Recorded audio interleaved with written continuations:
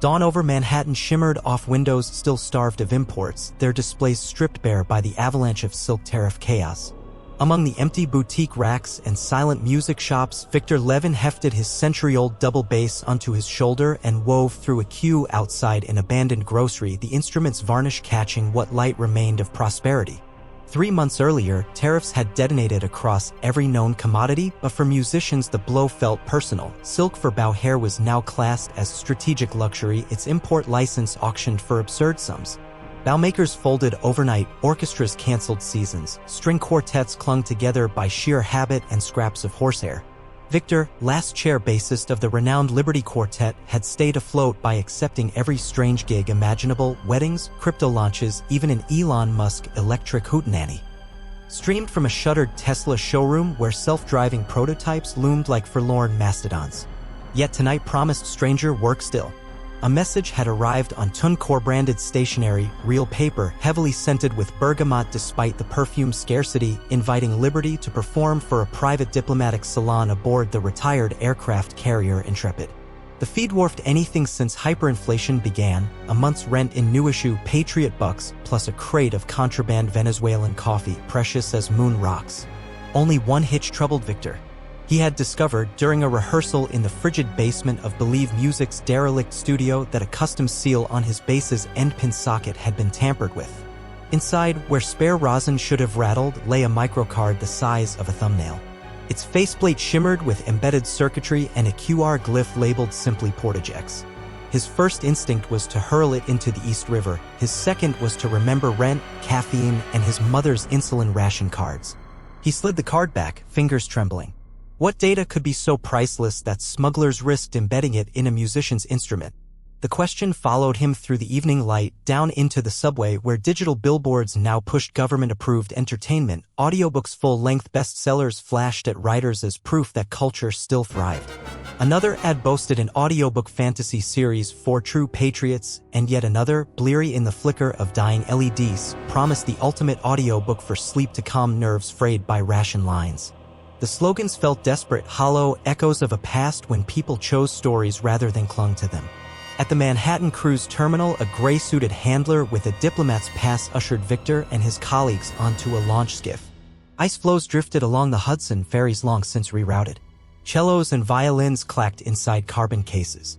No one spoke of the missing bows. They would borrow rare silk-haired sticks on board, promised the handler with a smile as thin as rice paper.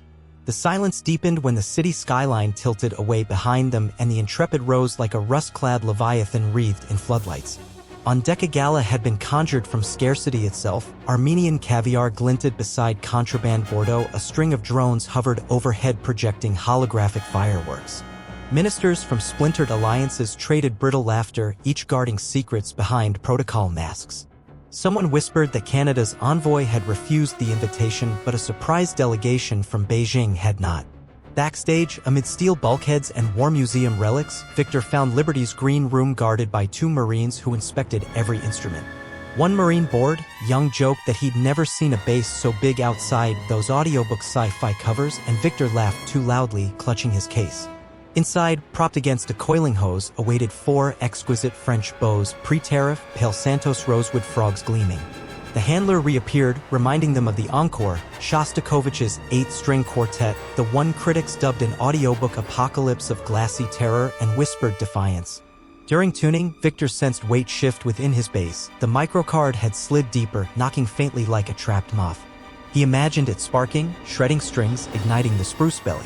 Exploding bows, the phrase had haunted musician chat rooms ever since rumors spread of sabotaged silk hair impregnated with nitrate resin. The handler's instructions about Shostakovich suddenly felt like a cue in a covert opera. The performance began beneath the domed canopy where diplomats lounged on reclaimed teak. Shostakovich's opening motif trembled, Victor's pizzicato heartbeats aligned with the cello's solemn lines. Beyond the footlights he saw Minister Harding of Trade seated beside a Chinese attaché and realized the microcard in his bass might be the only reason those sworn enemies occupied adjacent chairs, pretending courtesy. Mid-movement, a string on first violin snapped with a crack like rifle fire, audible, but the crowd, startled, applauded the musician's calm replacement. Victor glanced at the fallen strand, its severed silk core smoked faintly. His hands braced for blast, yet the show rolled on. Third movement, vibrato thick with menace, and Victor recognized a figure slipping along a dark catwalk. Savina Erakelian, Armenian fixer, rumored to broker data tariffs for whichever minister bid highest. She raised 2 fingers, then pointed at his base. The finale surged. Electric drones dipped, fireworks holograms warped into glitching mandalas. Suddenly all lights died but the single beam on Victor. Sound vanished except his bass drum. In that isolation, he felt the microcard pulsing, transmitting like a second heartbeat. A hush swept the deck as panic blossomed that this was not theater but threat. Yet Victor, guided by instinct stronger than fear, drove the last low F into the metal deck plate, echoing like a submarine bell. A panel near the podium popped, security floodlights ignited, revealing Savina grappling with Minister Harding, a sleek pistol in her fist. The attaché shoved chairs aside as Marines surged. Sirens bit the air. Amid chaos, Victor dashed to the edge of stage, bow clutched his club. Savina met his gaze, eyes pleading, then tossed a sleeve-bound silk bundle toward him. He caught it. Another microcard? No, an antique rosin cake etched with the Tesla Lightning logo, gift perhaps from Musk's abandoned orchestra dream. Within seconds, Savina was pinned, Harding driven below decks, the crowd evacuated. In the sudden emptiness, Victor stood alone, bow raised, strings throbbing with spent adrenaline. Somewhere in his base the microcard still pulsed, but now men in dark suits marched toward him, their lapel pins not American nor Chinese but the stylized B of Believe Music, a conglomerate many believed defunct since the tariff wars began. Their leader nodded, not unkindly. "Mr. Levin," he said, "that note you struck broadcast across a narrow-band channel reserved for customs drones. You've signaled the start of negotiations none of these ministers saw coming. The next movements of the symphony depend on you." Victor swallowed. The world had tuned itself to discord, and he, the contrabassist who only wanted rent and coffee, was now the maestro of its corrective cadence. Somewhere behind him the city that never slept lay dimmed, while beyond ocean's markets reeled. He tightened his grip on the bow, feeling the fine silk hair that might yet explode, and decided there were worse fates than playing for history on strings humming with risk. In an adventure that might prove better than the movie's audiobook everyone streamed back when shelves were full. The tremor in Victor's fingers faded only when the men from Believe Music ushered him below decks, past display cases of fighter jet relics and the hushed roar of Hudson water pushing against steel. They led him into the carrier's forgotten radio room where tube consoles still glowed, repurposed into a clandestine data hub. A woman in a charcoal coat adjusted an ocular implant, its lens flickering with scrolling glyphs. "Your note unlocked Portage X," she said, voice shaped by years of code-switching diplomacy. Inside that microcard is a tariff schedule drafted by Harding himself. Every retaliatory measure timed to shatter supply chains across 5 continents. But there's more. Embedded audio of Harding admitting he wants hyperinflation as cover to privatize essential services. If we stream it globally, the public will revolt before the tariffs turn their lives to ash. Victor wiped resin dust from his palm, glancing at his base, leaning nearby like an exhausted guard dog. "Why me?" "Because no one searches musicians," the woman replied. "They confiscate journalists' drives, diplomats' phones, but a contrabassist? His case is too big to x-ray efficiently, and bow's too delicate to handle. You and that quartet are the perfect couriers." The plan sounded insane. Smuggle the card across a shuttered border into Quebec, upload it via an unregulated TuneCore mirror still miraculously alive on Newfoundland servers, then broadcast it as a charity single titled Silk Requiem. Believe spots would push it onto every playlist algorithm still gasping for content, disguised among Audiobook's full-length bestsellers and the endless churn of audiobook fantasy sagas monetized to keep citizens docile. Once the single hit critical share counts, the embedded confession would unzip, unstoppable, a viral Trojan symphony. But the card needed decryption keys stored with a retired cryptographer in Windsor, Ontario. Reaching him required crossing America's new inland revenue curtain, a patchwork of toll checkpoints, miles of razor fence, and patrol drones tuned to pick up heat signatures of smugglers, refugees, and contraband silk. Hours later, Liberty Quartet's van, an ancient diesel sprinter suffused with the smell of stale rosin, rolled out of Manhattan under Believe escort. The city behind them pulsed orange-gray, power grids sagging beneath unpaid copper tariffs. Billboards still screamed promises. Audiobook for sleep, world-class relaxation even in hard times. Victor imagined families huddled in blackout apartments, earbuds in, drifting off to comforting narrators while refrigerators lay dark. Interstate 95 became a gauntlet of inspection zones. At Newark, customs dogs sniffed for Chinese polyester. At Elizabeth, drone spotters searched under chassis for smuggled microchips. A corporal tapped Victor's bass with skeptical knuckles, then waved them on, distracted by a flash mob protesting egg shortages. The quartet tried rehearsing in the cramped cabin, bows sliding on frayed horsehair. Their cellist, Rosa, whispered that every music shop between Boston and Philly now sold black market bow hair made from corn silk ribbon gummy, unreliable. They joked it was like playing audiobook sci-fi sound effects on real-world nerves. Yet when Rosa asked why Believe had upgraded their tour to Windsor, why Victor kept gripping his instrument like a lifeline, he feigned fatigue. Trust might be strength, but secrets traveled safer alone. 2 nights later, in a motel outside Erie where vending machines offered nothing but dehydrated potato strips priced in Patriot bucks, Victor tuned his strings by the glow of a failing bulb. His phone squealed emergency alerts. Inflation topped 200% weekly. Alaska threatened secession unless seafood tariffs lifted. Mexico's border military sealed along the Rio Bravo. In an alternate universe, this might read like audiobook apocalypse copy, but here it was baseline reality. He scrolled social feeds synced through a mesh of community routers.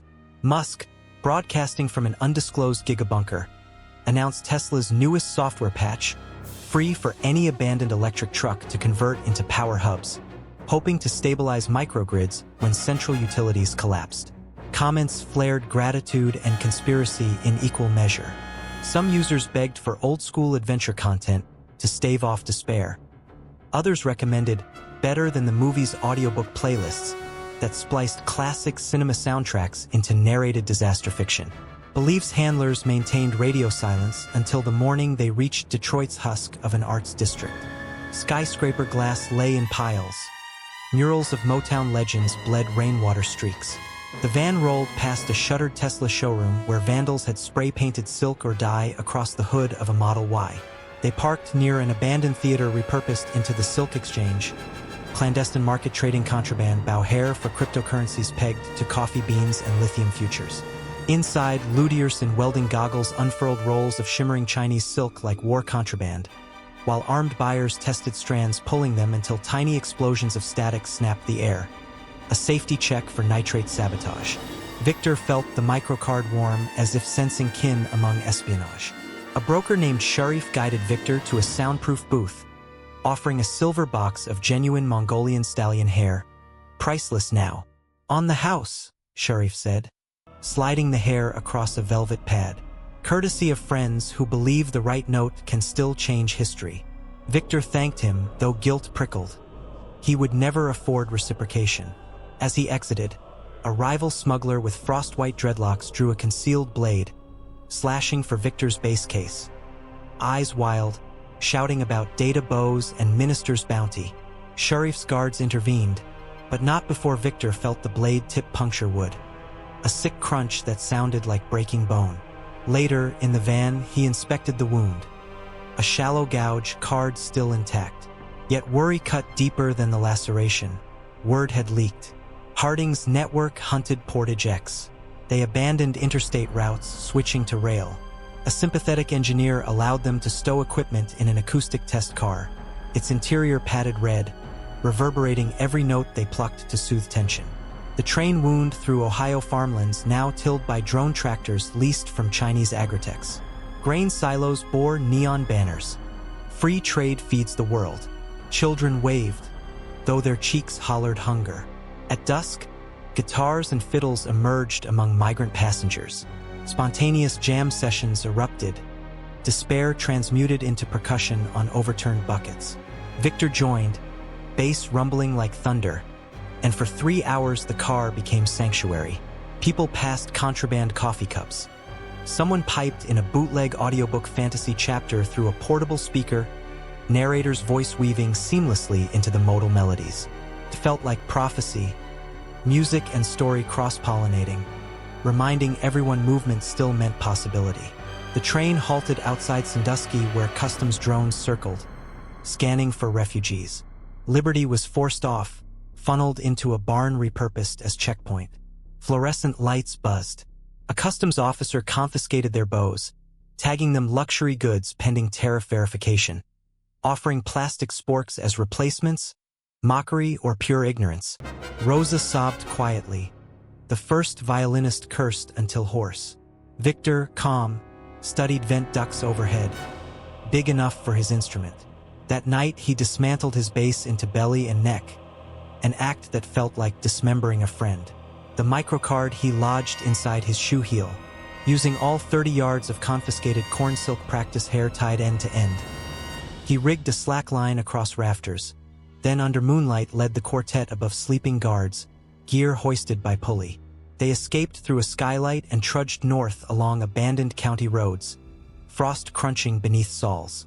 3 days of foot travel blurred into aching calves and improvised meals of soy jerky. They gigged for shelter in rural churches where pastors swapped sermons for songs, grateful their congregations could hear live strings again, even strung with makeshift corn silk. Grannies pressed jars of honey into Liberty's hands. Kids recorded them on cracked phones, promising to tag #SilkQuartet once cell towers lit. Each town bore scars of tariff collapse. Shuttered pharmacies, farmers selling topsoil to survive. Still, music eked hope. Approaching Sault Ste. Marie, they encountered the inland revenue curtain. Twin fences of smart wire that hummed when touched and signaled drones within seconds. Beliefs contact. A Metis smuggler named Zoe waited in Cedar Fringe, her snowmobile humming silent on biodiesel. She explained a festival of cross-border solidarity would take place that night on a frozen stretch of Lake Superior. Musicians on floating barges visible from both shores, crowds defying lockdown by sheer number. In the chaos, they could cross to Canada unseen if they performed loud enough to jam surveillance acoustics. Victor reassembled his bass in a lakeside shed, replacing broken strings with Sharif's stallion hair. He drew the bow, tone-rich, alive, the instrument singing of Siberian steppes and desert trade routes. He felt the card pulse again, aligning with resonance like sonar. Night fell lavender. Infernos of bonfire light dotted the ice. Speakers carved from oil drums blasted mashups of folk fiddle and audiobook for sleep ambient drones. A surreal lullaby for civil disobedience. Liberty boarded a barge decked in scaffold lights. Wind knifed cheeks. But once the quartet struck Mendelssohn's Opus 44, Movement 2, embers of emotion flared across shoreline watchers. Air cracked from cold, but their silk-strung bows held. Mid-second movement, a squadron of customs drones zipped overhead, infrared beams scanning for heat signatures crossing the ice. The festival crowd erupted, chanting "Open the gates" in 4 languages. Victor pivoted, shifting into an improvised bass solo, notes low enough to shake barges. Zoe's snowmobile revved, waiting beyond fences' last coil. Rosa nodded. The quartet segued seamlessly into Legidi, its rhythmic grids confusing the drone's acoustic targeting. Sparks drifted from amplifiers overheating in wind chill. In that swirl of sound and shouted defiance, Victor leapt to the ice, bass strapped behind like an anachronistic jetpack. Zoe's snowmobile thundered forward. Behind them drones descended, sirens screeching that unauthorized crossing was punishable. Ahead, Canadian searchlights painted the horizon gold, promise of safe harbor and open bandwidth. Victor sprinted over fractured ice sheets, each footfall a gamble, bass knocking his spine. Microcard heat bled through boot sole, urging him faster. The drones fired nets, carbon fiber weaves whistling. Zoe swung her snowmobile broadside. Victor vaulted on, bow raised like a banner. The machine surged, skidding around spires of frozen spray. Nets whipped past, one snagging a tuning peg, snapping the G-string with a gunshot pop. Yet stallion hair held, instrument intact. They breached mid-lake no man's land at 90 miles an hour. Ice fissures groaned. Water hissed up like serpents. Victor prayed the bass belly would not implode from cold or shock. On Canadian shore, volunteer medics waved flags stitched from recycled concert banners. TuneCore Unity, Believe Freedom. Sirens faded behind. United States lights receded into blizzard gloom. Victor exhaled, lungs aching, and felt the bass resonate a final harmonic, an echo of Shostakovich's lament, now pledge of rebirth. Portage X had crossed the curtain.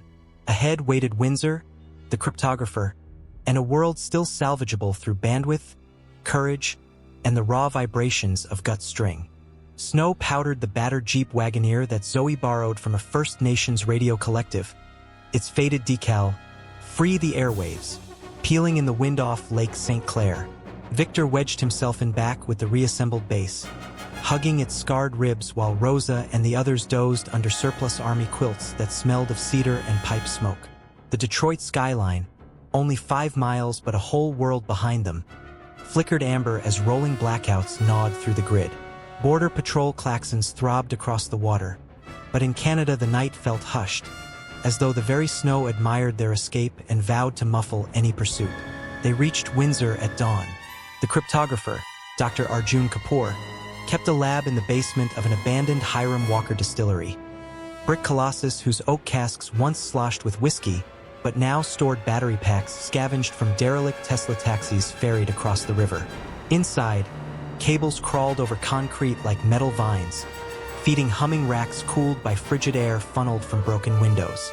Arjun, a wiry man whose turban bore solder burns, greeted them with a kettle of chicory chic and a handshake electric with caffeine. He slotted Portage X into a battered FPGA reader, murmuring prayers in Punjabi as 2 rats chased each other across a stack of obsolete GPUs. On wall screens, green code reigned. Victor stood beside Rosa, arms folded, watching lines bloom into graphs of tariff algorithms, silk luxury index, synthetic substitution metrics, global retaliation timeline, then buried in hex, an encrypted voice file tagged Minister H. Arjun's eyebrows climbed. "I need the quartet's biometric cadence," he said, voice husky with winter cold. "Harding booby-trap decryption to your ensemble's exact performance fingerprint, bow speed, vibrato spectrum, dynamics. Clever monster." Rosa laughed bitterly. "After that lake sprint, my vibrato is more frostbite than spectrum." Still, they unpacked instruments. Arjun's lab acoustics were dreadful, but necessity overruled artistry. Victor glanced at battered posters on the wall. Elon Musk beaming beside text, "Power the people, overclock the sun," and a graffiti scrawl reading, "Believe Music Lives," under a QR leading to a darknet forum peddling cracked audiobooks, full-length bestsellers for ration tickets. Inspiration or warning, Victor could not decide. Either way, the bass hummed agreement. They performed Shostakovich's Largo again, bones aching, silk bow hairs trembling. As final chord decayed, Arjun's console chimed, "Lock accepted." The screen erupted with waveform and timestamp. Harding's own voice, smug, confessing that the tariffs were engineered to crash currencies, privatize federal agencies, and sell them to a shell firm called Liberty Procurement, itself owned by a Cayman vault controlled by Believe Music. Victor's pulse quickened as Arjun unpacked nested shells. At the core, a video, Harding, Savina Arakelian, and a shadowed figure whose voice, run through timbre analysis, matched Senator Carla Morningside, head of the Committee on Cultural Imports. They toasted with Bordeaux over a blueprint labeled Silk Boomerang. Proof of collusion so brazen it felt lifted from an audiobook fantasy parody. Yet here it glowed, terrible and true.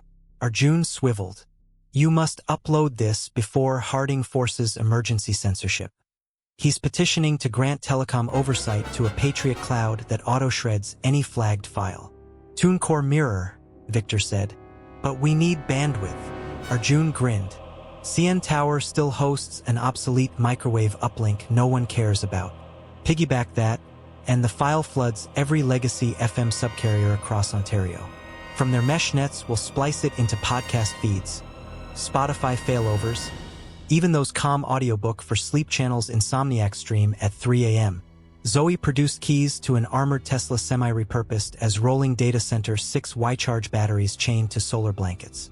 They roared east along Highway 401 through a continent-wide blizzard. Canadian authorities ignored them. Everyone else huddled indoors, refreshing inflation indices, downloading escapism marketed as Audiobook sci-fi to distract you from reality. Roadside LED boards blinked power warnings, but North Country truckers lined route with flares, cheering the convoy rumored to carry truth. Someone live-streamed the semi, labeling it #SilkRequiem #adventure, and views rocketed. Halfway to London, Ontario, a US drone squad crossed the lake, painting cold iron laser dots on the highway. Zoe punched autopilot override. The semi zigzagged, battery load shifting like a pod of whales. A drone missile hissed past, cratered into soy fallow. Wind kicked ash-gray plumes across the windshield, but the Tesla's sensors refracted targeting. Musk's patch worked. Then a black armored pickup burst from a side road. Harding's private contractors, the same carbon fiber net cannons. Shots snapped. Victor hugged the base as if it were riot shield. Drumming fretboard, he shouted metronome counts. Rosa and the violinist hammered pizzicato on a plywood board, the percussive racket confusing drone audio AI. Their soundtrack of defiance turned active defense. Zoe veered onto a service lane toward a solar farm. Mirrors flashed shards of white sun that briefly blinded the pursuers. The Tesla skidded between arrays until a service shed swallowed them. Inside, solar technicians, indie engineers who once wrote code for Belief's mastering suite, recognized Zoe's badge and offered safe patching. They bolted scrap tungsten plates over battery packs, printed a counterfeit Canadian Forces decal for the door, and swapped the GPS tag with coordinates for a loop road in Prince Edward County, buying time. While mechanics welded, Rosa streamed a 30-second excerpt of Harding's confession over an encrypted ham channel popular with trucker gamers. The leak trended within minutes. Clips spliced into TikTok dance memes, overlaid with pop-punk covers of Shostakovich 8th. Young creators captioned them, "This beats an audiobook apocalypse for corruption." Hashtags #Boomerang Tariffs and #Bowhairgate caught fire. Harding's PR bot scrambled, labeling it deepfake, but Arjun's cryptographic watermark made denial impossible. The semi rolled out at dusk, now disguised as a National Guard vaccine freezer. Snow turned to sleet. CN Tower's spike flickered far ahead like a metronome needle over a ghost record. In the cab, Victor finally confessed everything to the quartet. No one protested. They had crossed a moral Rubicon on Superior's ice. Trust was the only currency left. Toronto loomed silent, grocery aisles as bare as Manhattan's, but thousands gathered around Yonge Dundas Square where pirate projectors screened fan edits of the leaked clip every time police tried to cut power. Street musicians formed impromptu ensembles, thrumming riffs from Liberty's program. Banners read "Music is the message" and "Play loud, pay zero." At midnight, they breached CN Tower's service elevator after bribing a security guard with a USB loaded with Better Than the Movie's audiobook compilation. Classic thrillers narrated by Henry Rollins prized contraband. Up the spire they climbed, bass slung, bows secured like alpine picks. Storm wind howled through elevator shaft gaps. Rosa joked that at least they'd be famous on streaming obituaries. In the microwave bunker, decades-old consoles still hummed remnant power. Arjun's code, phoned in over walkie-talkie, patched into test ports with Ethernet couplers cannibalized from security cameras. Victor stood watch at a slit window, seeing Lake Ontario rage darkly and, beyond, American gunboats drifting the border like sharks scenting blood. The upload began, file shards spinning into quantum parity packets, each piggybacking metadata disguised as Believe music rehearsal outtakes. Progress bar crawled. Below, thunder of rotor blades. Harding's contractors repelled from stealth helicopters aiming to sever fiber trunks. The tower swayed. Rosa seized her violin and launched into Paganini Caprice. The shriek of harmonics pumped through stairwell speakers Arjun had hijacked, overloading intruder headsets with chaotic frequencies. Victor joined, bow sawing double stops until strings smoked resin. Contractors flinched, missing footing. One tasered his own ally in earshock confusion. The progress bar hit 98%, upload throttled by last-mile congestion. Victor's bass E-string snapped. Still he pounded pizzicato on stump, heartbeat carved into maple. Sleet lashed antenna dishes, but Tesla's solar blankets back in semi-fed surge to emergency batteries. Elon Musk powering truth one photon at a time. 99%. Harding himself appeared on hacked tower monitors, face red, ordering cease and desist on behalf of Patriot Cloud. His speech glitched, then screen shattered into mosaic of Liberty Quartet's live feed. Harding's confession looped behind. 100%. A chime as beautiful as any finale. Upload complete. Instantly, worldwide phones buzzed. Playlist covers auto-updated. Silk Requiem. Exclusive pre-release through TuneCore. Commuters on subways from Sao Paulo to Seoul tapped play, expecting calming strings, and instead heard Harding damning himself, Savina, and Senator Morningside. Algorithms unable to differentiate song from scandal kept boosting it up the charts. Overnight, it became the most shared track in history, toppling all tariffs on Truth. In the tower stairwell, contractors retreated as Canadian media drones arrived, broadcasting the rescue of cultural heroes who'd saved free trade. Victor collapsed against railing, lungs fire and ice. Rosa hugged him, joyous tears smudging rosin on cheeks. Crowds below erupted into chants, horns, spontaneous waltzes. Inflation graphs froze. Stock tickers halted. Governments convened emergency parliaments, but this time with public eyes unblinking. Victor closed his eyes, hearing City Pulse with thousands of phones streaming the confession, preceded by Liberty's somber opening chords. People would say later it was the first upload that felt like pure adventure, like digital Normandy. In the hush after upload, a calm male narrator began reading an inspirational classic, Algorithm's Next Q in Q, Audiobook for Sleep Chapter 1 of Marcus Aurelius. The juxtaposition felt absurd and perfect. Sirens that once signaled air raids now blared celebration, echoing through Toronto's glass canyons where overnight murals of silk bows sprouted across shuttered storefronts.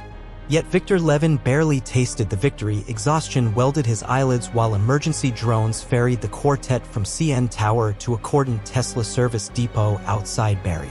There, banks of superchargers renamed truth ports by grinning engineers pulsed surplus solar into patched routers, keeping the confession online despite Patriot Cloud's frantic strybacks. Around a communal barrel fire, programmers refreshed metrics that climbed faster than any K-pop debut. Downloads, remixes, reaction streams. The tag hashtag Silk Requiem eclipsed hashtag World Cup and hashtag Election 2028 within 4 hours. News anchors stumbled to pronounce contrabassist, while analysts warned Minister Harding's empire might crumble before Asian markets opened. Rosa, voice hoarse, quoted a line scribbled on the depot wall, "When music speaks, tariffs fall," and for once no one jeered at naivete. But Harding was not finished. From an undisclosed bunker in Virginia, he triggered Phase 2 of Silk Boomerang, autonomous customs servers programmed to double duties every 12 hours until an algorithmic ceiling dusted the planet in bankruptcy.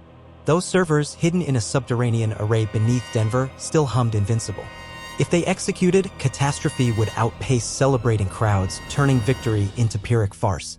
Arjun Kapoor's cracked voice came through an encrypted TuneCore channel. The microcard still soldered inside Victor's base carried a killstring sound-based encryption that could overwrite the servers if broadcast at precise resonance.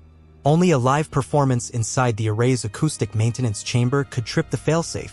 That meant crossing a border again, this time southward into an America now convulsing between jubilant protest and martial panic. Elon Musk himself, patched in pixelated beard, caffeine mania in his grin, to offer the squadron of prototype Starship-grade Tesla cyber haulers retrofitted with EMP shielding. "I got the toys," he said, "you bring the symphony." Zoe volunteered to drive. Believe Music's interim CEO, Ayachin, transmitted corporate amnesty documents for the quartet, her first act after deposing the corrupt board that had bankrolled Harding. She promised lifetime royalties under a new imprint championing Audiobook's full-length bestsellers mashed with live orchestration, a hybrid genre Victor had once joked about in rehearsal. Before departure, the depot's makeshift stage filled with citizens craving one more piece of the sound that had cracked the world. Liberty obliged, spiraling through Bartok rhythms that welded frostbitten strangers into communal warmth. Vendors handed out contraband coffee brewed thick enough to chew, grandmothers knitted provisional bow grips from salvaged silk celebrating free trade's phoenix rise. Someone live-streamed with the caption, "This is not an audiobook fantasy, folks, history in 4/4 time." At dawn, the convoy slipped across a Michigan backroad where Homeland drones lay charred from last night's riots. News tickers on windshield HUDs toggled between stock crashes and viral challenges, teens filming themselves shredding expired tariff notices while blasting Liberty's track as if it were the new audiobook for sleep, calming anxiety one confession at a time. Highway gossip claimed Harding sought asylum in a private Caribbean island, but Victor cared only for the servers. Each mile the base vibrated faintly as though sensing magnetic pull toward Denver. At gasless interstate rest areas, refugees clustered around solar lanterns, swapping hard drives of escapism, vintage comics, pirated audiobook sci-fi sagas, even the forbidden audiobook apocalypse mashups banned weeks earlier. Everywhere the quartet stopped, people begged them to autograph silk ribbons. The scarcity turned keepsake proof that adventure could still be handcrafted from courage. Chicago skyline smoldered where protests met rubber bullets, yet an underground rail crew smuggled the convoy through freight tunnels. Their Victor glimpsed murals of Musk's rockets side by side with Tesla logos spiraling into treble clefs signed by Believe Rebels. Iachen's company trucks ferried hot meals and chi-chargers for phones looping the confession. The synergy between tech titans, indie musicians, and guerrilla storytellers felt surreal, like living inside the tagline, "Better than the movie's audiobook, only louder and less predictable." Near Omaha, Patriot Cloud mounted a last cyber barrage. Servers injected white noise worms into every Believe stream, scrambling pitches into nauseating pitch bends. Drivers veered, children screamed. Arjun radioed emergency instructions. Liberty halted beneath a viaduct, tuned instruments against howling wind, and improvised a countermelody, just 4 bars descending in whole tone steps. They patched it through TuneCore's pure swarm. Algorithms recognized it as corrective metadata and restored audio fidelity worldwide. Humanity's soundtrack snapped back to key, and subscriptions soared as listeners flocked to witness real-time sonic heroics. The Rockies jutted like ancient tariffs of stone, snow mantling their ridges. Cyber haulers, traction boosted by Tesla's neural tire gel, clawed over Loveland Pass while drones tailed like angry hornets. Musk piped through cabin speakers, quoting Miranda from The Tempest, "Oh brave new world that has such music in it." No one corrected the quote. Literary precision mattered less than propulsion of hope. Denver at night resembled a motherboard, boulevards traced in emergency LED lanes, blue flares guarding substations. The data array lay beneath the defunct Stapleton airfield, its runways cracked by frost but padlocked behind autonomous sentry guns. Believe's rebel coders had scraped flight tower schematics. They guided Liberty to a maintenance culvert that disgorged warm air scented with ozone. Inside, steel corridors amplified even a breath, turning footsteps into timpani. The quartet crept until they found the acoustic chamber, a vaulted dome lined with piezo microphones calibrated to detect coolant vibrations. Arjun's schematic indicated sonic override ports disguised as vent slits. Victor's palms sweated rosin, every fiber of stallion hair tightened with altitude dryness. Contractors lurked, Harding's last believers crouched behind server racks with flashbang grenades. Rosa raised her violin, Victor planted his bass spike, bow poised. In the dim, green status LEDs glimmered like 1,000 indifferent eyes. Someone muttered freeze, but sound died under the first note of Shostakovich's final Largo motif, now ingrained in global memory. The contractors hesitated, weapons wavering, as melancholy swallowed the chamber. Liberty slid into a fugue variant, layering Nikola Tesla's coil oscillation frequency Arjun had hidden in counterpoint. Waves ricocheted, tripping maintenance sensors. Server lights fluttered, from green to amber to a deep crimson that meant rewrite mode. Tariff logic tables streamed across ceiling projectors, then turned to zeros like ice melting under torchlight. Harding's phase 2 collapsed into dissonant silence. One guard lobbed a flash bang in spite. Rosa kicked it toward a vent where it hissed harmless light. Victor thrust the last bow stroke, a thunderous up-bow that cracked his G-string and split rosin dust into gold snowfall. All screens winked off. The global tariff architecture died at 0 hour plus 30 seconds, never to resurrect. Outside, Denver's sky ignited, not with bombs but with data bursts from millions of devices receiving the news. Trade corridors reopened, silk shipments unblocked, insulin crates expedited across borders, coffee futures stabilizing. Markets convulsed in relief, allied leaders scheduled emergency summits in Ottawa and Beijing. A meme swept socials, Victor's silhouette against dead screens captioned, "When the drop hits harder than inflation." Harding was arrested attempting to board a Panama-flagged yacht. Savina Arakelian testified for clemency, revealing she had leaked encryption specs to Believe Rebels from the start. Senator Morningside resigned, citing creative burnout. President Trump, cornered by bipartisan fury and plummeting polls, relented, tweeting that musicians make terrible smugglers, followed by a contradictory claim of personal orchestration. No one cared, the world had new conductors. Weeks later, Shanghai hosted the Free Silk World Expo inside a repurposed maglev terminal draped in iridescent banners. Victor stood backstage, bow freshly haired with Chinese silk delivered tariff-free hours earlier. Elon Musk sent an orbital selfie beamed from Starlink, thumbs up beside caption, "Trade in space next." TuneCore's logo floated across holographic screens while Believe Music rolled out a series titled Global Resonance, live albums fused with audiobooks, full-length bestsellers, commentary by philosophers, and remix stems for classrooms. When Liberty Quartet walked on stage, applause roared like a launching rocket. Victor's first pizzicato resonated through 14,000 listeners and billions more via live stream, some running treadmills hoping epic strings would outperform playlists, others curling into blankets longing for melodic bomb better than any. Audiobook for sleep. Rosa winked, cameras zoomed. They opened not with Shostakovich but a new suite stitched from every perilous mile, motifs of cracking ice, diesel rhythms, harmonic overtones that mimicked server fans dying, and a triumphant finale quoting Chinese folk melody blended into Bartok. Bauhair's gleamed, unafraid of sabotage.